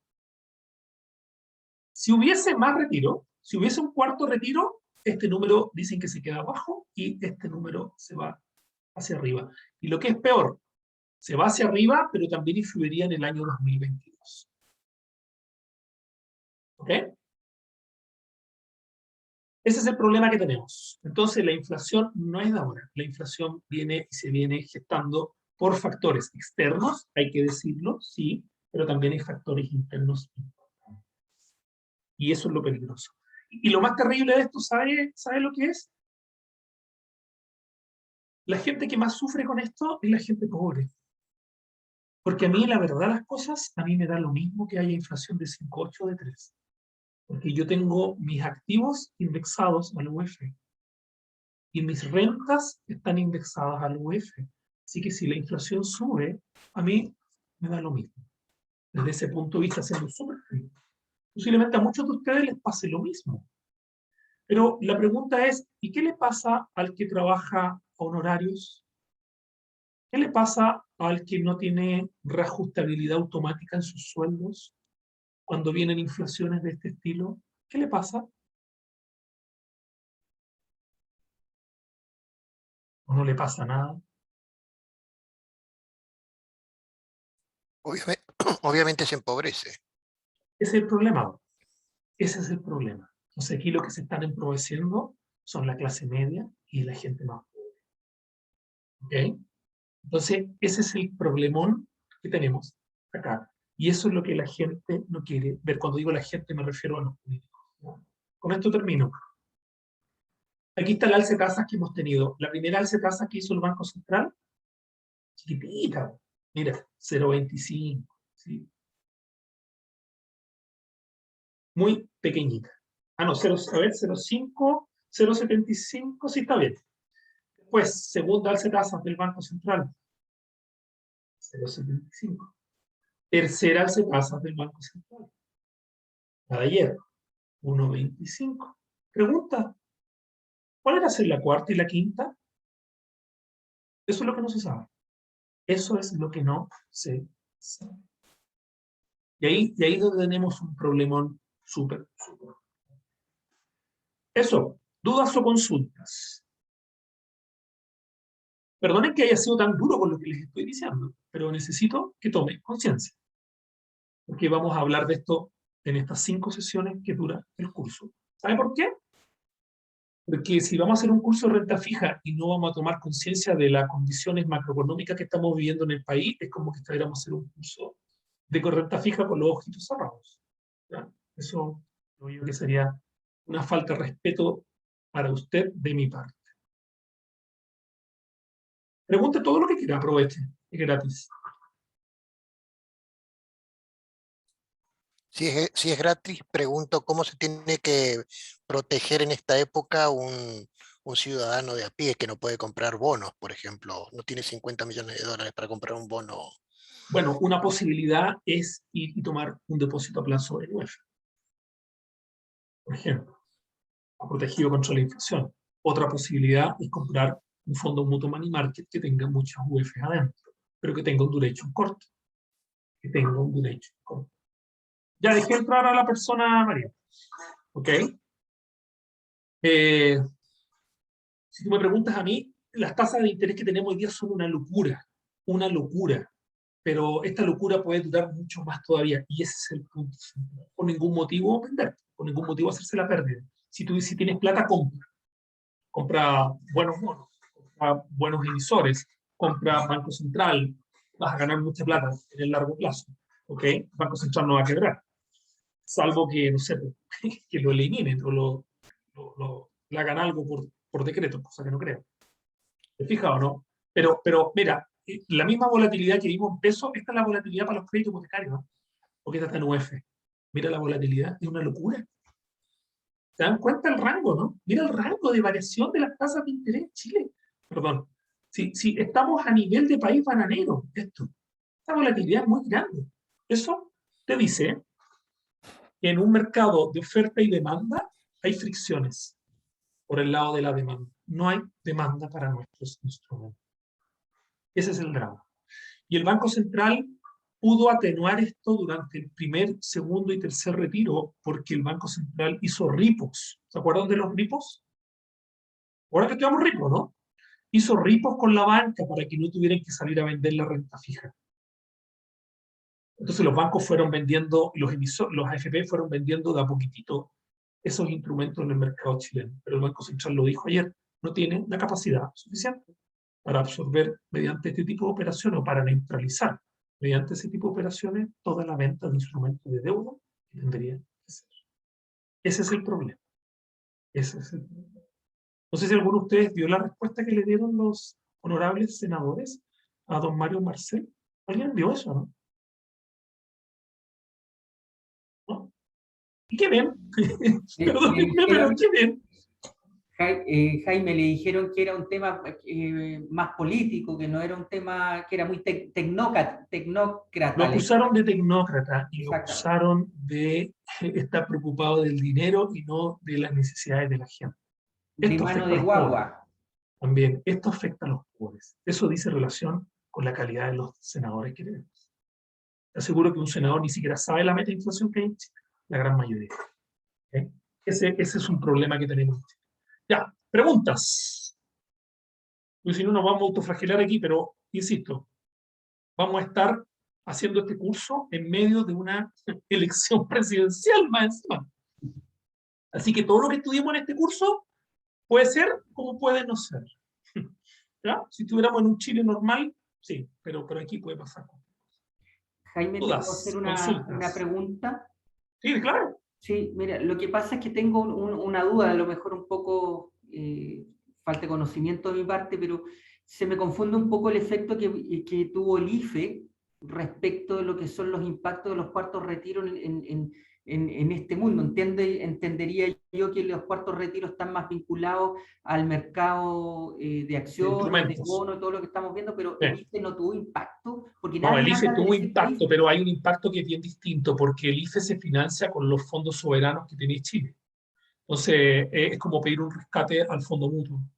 Y ese rescate entonces van y te lo abonan. Y con ese abono entonces tú vas y tienes plata para financiar los IFEs. No tuviste que salir a vender bonos. Afortunadamente esos instrumentos estaban invertidos fuera de Chile. Es más, parte importante de esa plata, cuando entra al mercado, esto obligaba a salir a vender esos dólares y pasarlo a pesos. Eso se acabó. Entonces parte importante del alza del dólar que tenemos es porque la Hacienda dejó de vender, porque ya no tiene para vender. Entonces el cuarto retiro, el primero, el segundo y el tercero, lo que obligan a las AFP y a las compañías de seguro es a vender instrumentos en la bolsa. Aumentar la oferta. Como no hay una demanda, caen los precios. Ese es el problema. Ofertas y demanda. Ok, muchas gracias. De nada. Dime, Rob. Jaime, con respecto a la inflación, yo difiero un poquito de tu apreciación y creo que el impacto de la inflación mundial es mucho más relevante que el impacto de los retiros particulares. ¿Por qué? Porque en general los informes internacionales, el Fondo Monetario Internacional, ya había proyectado hace tiempo que la inflación mundial para el 2021 se estimaba en tasa de en torno al 4%, y para los países en desarrollo y emergentes, como los nuestros, hasta del 7%, descontando los Venezuela y los países hiperinflacionarios. Eso es verdad. Yo Entonces, lo comparto, perdón, pero te hago una pregunta. Ya, pero espérate, déjame hacer una precisión ahí. Sí. Es que todo esto hay que evaluarlo en el margen. Si no hubiese habido ningún retiro, ninguno, ¿igual tendríamos una inflación más alta? Sí, eso es verdad. Inflación importada. Pero si en el margen te permiten sacar tu primer retiro, tu segundo retiro, tu cuarto retiro, esa plata para muchos no se va a ahorro, se va a gasto. Entonces, si en un escenario de alza de presiones inflacionarias, tú en vez de frenar esas presiones inflacionarias, estimulas el gasto, lo único que estás haciendo es contribuir a una mayor inflación. Eso. La lógica y el análisis es correcto y es hasta intuitivo. El tema es que primero estamos llegando a las tasas que los estudios internacionales, globales, dijeron que íbamos a llegar. Segundo, como tú dices, todos estos retiros han ido a consumo y en general a vehículos, viajes y un montón de cosas muy suntuarias. Y la pregunta que yo me hago, ¿los precios del alza de los vehículos está influido por los retiros y la demanda de autos desde Chile, o es un problema mundial? Entonces mi conclusión es un problema mundial. Y lo que yo digo es que sin los retiros probablemente estaríamos con tasas de inflación muy parecidas, pero probablemente con una economía mucho más, hubiésemos adelantado probablemente a este frenazo que uno proyecta para marzo. Y la pregunta no sé, que yo porque también mira, me hago, yo no tengo los modelos econométricos. Yo te invitaría a que leas el IPOM de ahora de septiembre, porque hay un detalle, una desmenuzación, ¿cómo se dice? Hay una desmenuzación, ¿cómo se dice? Cuando tú desmenuzas algo, hay un análisis desmenuzado de los factores de inflación. Pero ayer lo que dice el señor Marcel es bien claro. Hay factores idiosincráticos. Los factores idiosincráticos son locales. Punto. Y ellos tienen más información. Eso es lo que yo me remito. Sí, lo que pasa es que yo también creo que el Banco Central, desde una responsabilidad, también está jugando un rol político para entregar señales en mi interpretación. Sí. Y creo que también es importante ver cuáles son las expectativas de las tasas de inflación de largo plazo. Están desancladas. Están desancladas sobre el 3%. ¿Sí? Ese es el problema. Sí. Están desancladas. Así que esto no es temporal. Como están desancladas sobre el 3%, es un poco lo que estamos viendo. ¿Por qué te digo yo que esto no es político? ¿Sabes por qué? Porque el Consejo del Banco Central hay gente de centro izquierda y de centro derecha. ¿Ok? De hecho, el señor Marcel, presidente, convive con economistas de centro derecha. Y las decisiones son técnicas, no son políticas. Así que yo discrepo de esa visión de que el Banco Central está tomando decisiones políticas. Porque lo más sencillo habría sido tomar una decisión política. Políticamente, lo más fácil era no subir las tasas al nivel que se subieron. Sí, pero no quise decir que tomaba decisiones políticas. Dije que está entregando alguna señal política. Ya, es que eso se llama distinto. Influenciar. En economía eso se llama teoría de juegos. El Banco Central está aplicando teoría de juegos. El Banco Central está tomando decisiones de tasa hoy día, anticipando la jugada política que va a tener el Senado. Eso se llama teoría de juegos. No es una decisión política, porque si eso suena, Perfecto. porque eso suena, hay una decisión política y no es una decisión política. Es como que cuando tú juegas póker, tú quieres adivinar las cartas que tiene tu contrincante. Aquí es exactamente lo mismo que está haciendo el Banco Central. Jaime, entonces, perdona, de ahí seguimos con la otra pregunta, la última. Si yo interpreto que el Banco Central subió la tasa en 125 puntos, anticipando el escenario que se venía de un posible cuarto retiro, y yo estimo que el cuarto retiro no se va a aprobar, yo podría esperar que si se termina rechazando el cuarto retiro, las tasas caigan y yo pueda hacer una pasada de No instrumentos sé no sé si sea tan lineal el razonamiento, porque hay factores no lineales detrás de todo esto que hacen de que no sea, no es si aprieto este botón pasa esto otro. Digámoslo así, que la presión alcista de las tasas tendería a debilitarse. Sí, yo creo que sí. Pero, ¿cómo se puede saber eso? No sé. No lo sé. Eso ya es teoría ficción, ¿no? Cuéntame, Felipe. Tiene la Sí, mano levantada. sí, ¿qué tal? Buenas. Gracias Hola. por la... quería comentar un poquito y preguntar por qué el mercado reacciona tan tarde a las vicisitudes y las incertidumbres políticas. Es decir, tuvimos esta insurrección o estallido social, como le dicen, en octubre del año 2019, y después vino la pandemia. Entonces, ¿por qué? Me da la impresión como que el mercado maneja menos información política y demoró mucho en asimilarla. Es decir, de hecho, yo recuerdo muy bien un amigo que trabajaba en relación con inteligencia y todos estos temas políticos que ahora están estallando, que están apareciendo. Me decía que el 2016 venía algo. Bueno, llegó el 2019, pero me sorprende que ya pasó prácticamente un año y medio, y ahora los mercados se empiezan a alterar y ahora están asimilando quizás la, Claro, la, porque la, yo, la- mira, yo, sí, súper buen punto, ¿ah? Yo creo que hay una serie de factores, ¿ah? Porque uno siempre cuando ve este tipo de situaciones uno dice en algún minuto tiene que reinar la cordura. Y claro, pero ¿cuánto rato vas a esperar que reine la cordura? Primero. Segundo, recuerda que para el estallido social las tasas de interés en Chile ya saltaron y el Banco Central las pudo contener sin ningún problema. Cuando vino el COVID del año 2020, en febrero y marzo, las tasas saltaron también y el Banco Central las pudo contener. Lo que no ha podido contener es lo que está pasando ahora, porque es una mezcla de factores locales con factores globales. Y la capacidad de maniobra del Banco Central es mucho más limitada, ah, lamentablemente. sí. Si el Banco Central no es Superman, es Superman. ¿Okay? Bueno, muchachos, vamos a tomar el descanso ahora, nos vamos a tomar 15 minutitos y de vuelta volvemos con ejemplos de bonos corporativos y cómo se fabrican los bonos. Vamos a fabricar bonos, ya vamos a hacer algo de matemáticas también para que vayamos trabajando y aprendiendo usted cómo se fabrica un bono. ¿Ya? Entonces nos tomamos 15 minutos. Gracias.